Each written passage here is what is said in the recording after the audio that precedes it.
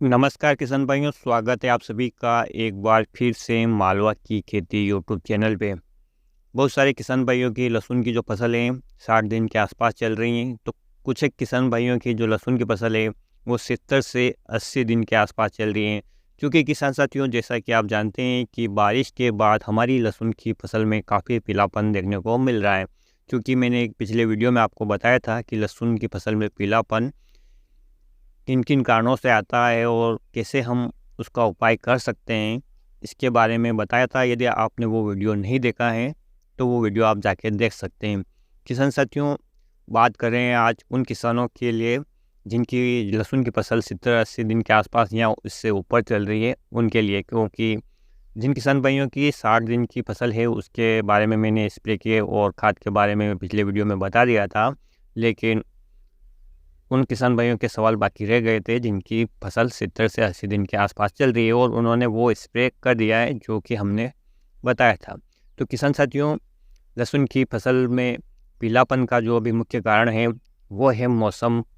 क्योंकि किसान साथियों, आप देख पा रहे होंगे कि रात में भी काफ़ी अच्छी मात्रा में ठंड गिरी है, लेकिन दिन का तापमान अच्छा नहीं है, क्योंकि लहसुन या किसी अन्य फसल के लिए भी सूट नहीं हो रहा है, जिसके कारण हमें सभी प्रकार की फसलों में पीलापन देखने को मिल रहा है। किसान साथियों, एक बात मैं आपसे कहना चाहूँगा कि यदि आपकी लहसुन की फसल में नीचे की पत्तियाँ पीलापन हो रहा है तो हो सकता है इसमें किसी पोषक तत्व की कमी हो। लेकिन यदि आपकी लहसुन की फसल में ऊपरी पत्तियों में पीलापन है जो कि नई निकल रही हैं, तो उनमें कोई रोग भी हो सकता है। इसलिए हमें इस हिसाब से स्प्रे करना पड़ेगा कि हमारी फसल की जो पत्तियां हैं वो किस प्रकार से पीली हो रही है, नीचे वाली या ऊपर वाली। कुछ किसान भाइयों का सवाल ये है कि सर, केवल पत्तियां सभी हरी हैं, लेकिन केवल पत्तियों की जो नोक होती है, टिप होती है, वो 1-1, 2-2 इंच पीली पड़कर सूख रही है। तो इसका क्या कारण है? तो किसान साथियों, यह भी रोग हो सकता है, या बारिश के बाद किसान साथियों यह समस्या आपको ज़्यादा देखने को मिली होगी। क्योंकि काफ़ी दिनों से मौसम ख़राब रहा था, जिससे कि पौधे की जो पूरी प्रक्रिया होती है सिस्टमेटिक तरीके से जो कार्य करती हैं, प्रकाश संश्लेषण की क्रिया द्वारा प्रकाश सही मात्रा में नहीं मिला, ज़मीन में लगातार नमी रही जिसमें उसमें भी फंगस लगा, कीटों का प्रकोप भी इस बार लहसुन की फसल में ज़्यादा देखने को मिल रहा है। तो इस हिसाब से किसान साथियों कह सकते हैं कि ये एक फंगस जनित रोग हो सकता है। इसके लिए हम एडवांस लेवल का अब टेक्निकल यूज़ करेंगे, जिसमें एक हम कीटनाशक लेंगे और फंगिसाइड, और साथ में लेंगे हम एक टॉनिक जो कि समुद्री घास के ऊपर डिपेंड करता है किसान साथियों, क्योंकि उसमें अनेक प्रकार के पोषक तत्व पाए जाते हैं। किसान साथियों, मैं आपको केवल टेक्निकल नेम और उनके कंपनियों के नाम बताऊंगा। आप चाहे तो किसी भी कंपनी का ले सकते हैं जिन पे आपको ट्रस्ट हो। सबसे पहले किसान साथियों, हम फंगिसाइड की बात करें कि हमें कौन सा फंगिसाइड लेना चाहिए, तो आप बायर कंपनी का चाहे तो एक बहुत ही बढ़िया फंगिसाइड बाज़ार में मिलता है। टेबुकोनाज़ोल 25% की मात्रा में यह आता है और इसे फोलिक्विड के नाम के ट्रेड नाम से जाना जाता है किसान साथियों। और अन्य कंपनी की बात करें तो एक कस्टोडिया आता है अडामा कंपनी का, आप चाहे तो ये भी ले सकते हैं। इसमें जो टेक्निकल आता है वो आता है एजोक्सिस्ट्रोबिन 11% की मात्रा में, और इसमें साथ में कॉम्बो आता है टेबुकोनाज़ोल 18.3% की मात्रा में। ऐसी फॉर्म में आता है किसान साथियों, यानी यह आपको दही जैसे गाढ़े रूप में मिलेगा। इसकी मात्रा 1 ml प्रति लीटर पानी के हिसाब से ले सकते हैं। वही चाहे तो आप एक अन्य ट्रेड नाम का फंगिसाइड भी मिलता है बाज़ार में, जिसे कवच के नाम से जानते हैं, और इसमें जो टेक्निकल आता है वो आता है क्लोरोथालोनिल 40% प्लस डिपिकोनाज़ोल 4% की मात्रा में आता है, और इसकी मात्रा आप 2 ml प्रति लीटर पानी के हिसाब से ले सकते हैं।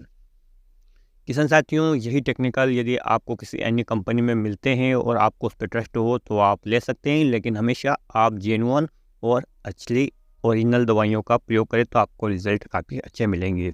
अब इंसेक्टिसाइड यानी कीटनाशक की बात करते हैं, तो इसमें आप कोई हल्का फुल्का यदि चिप्स की समस्या कम है तो उस हिसाब से टेक्निकल ले सकते हैं। क्योंकि इमिडा का प्रयोग आपने पहले कर लिया होगा तो आप थोड़ा सा फार्मूला चेंज करेंगे किसान साथियों।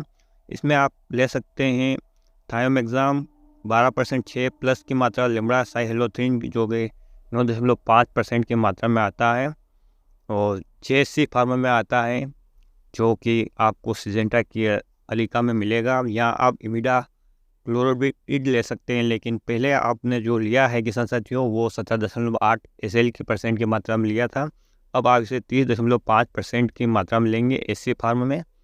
तो ये आप 100 ml से 150 ml तक प्रति एकड़ के हिसाब से प्रयोग कर सकते हैं। अब बात कर लेते हैं किसान साथियों टॉनिक की, कि हमें टॉनिक कौन सा लेना चाहिए। तो समुद्री घास से निर्मित टॉनिक अलग अलग कंपनियों के बाज़ार में उपलब्ध हैं, कुछ महंगे हैं, कुछ सस्ते हैं, जैसा आपको अवेलेबल हो, जैसा आपकी रुचि हो, जिसको आपको पहले भी प्रयोग किया होगा, रिजल्ट मिला हो, वो प्रयोग कर सकते हैं। चाहे तो आप इसमें PI कंपनी का बायोटल ले सकते हैं, या सिजेंटी का क्वांटिस जो टॉनिक आता है वो ले सकते हैं, सागरी का ले सकते हैं जो इको कंपनी का आता है, या कोरोमंडल कंपनी का आता है फेंटेक प्लस के नाम से। इनमें से आप किसी भी टॉनिक का स्प्रे कर सकते हैं। किसान साथियों ये स्प्रे करने के बाद आपको अपनी फसल में यदि सिंचाई नहीं की है तो सिंचाई कर देना है, ज़्यादा गहरी सिंचाई नहीं करना है, इस बात का आपको ध्यान रखना है। न तो ज़्यादा नमी होना चाहिए और नहीं आपकी लहसुन की फसल को ज़्यादा सूखने देना है। इस हिसाब से यदि आप मेंटेन करके उसमें नमी बनाए रखते हैं तो आपकी लहसुन की फसल में पीलापन को नहीं देखने को मिलेगा। और सबसे बड़ा रीज़न है किसान साथियों मौसम, यदि मौसम सही रहा तो निश्चित रूप से आपकी जो फसल पीली दिखाई दे रही है, इन दवाइयों के प्रयोग के बाद फिर से उनमें हरापन आ जाएगा। और अत्यधिक मात्रा में यदि आपकी जो फसल में काफ़ी मात्रा में यदि आपकी फसल में पीलापन देखने को मिल रहा है तो आप उनमें जिंक का भी स्प्रे कर सकते हैं। किसान साथियों जिंक का हमेशा अकेले आप स्प्रे ना करें, जिंक अकेला काम नहीं करता है जब तक उसमें सल्फर ना मिला हो। तो जिंक सल्फेट या चिलेटेड जिंक जिनमें पहले से ही घुलनशील रूप में जिंक मिला होता है, आप उनका प्रयोग कर सकते हैं।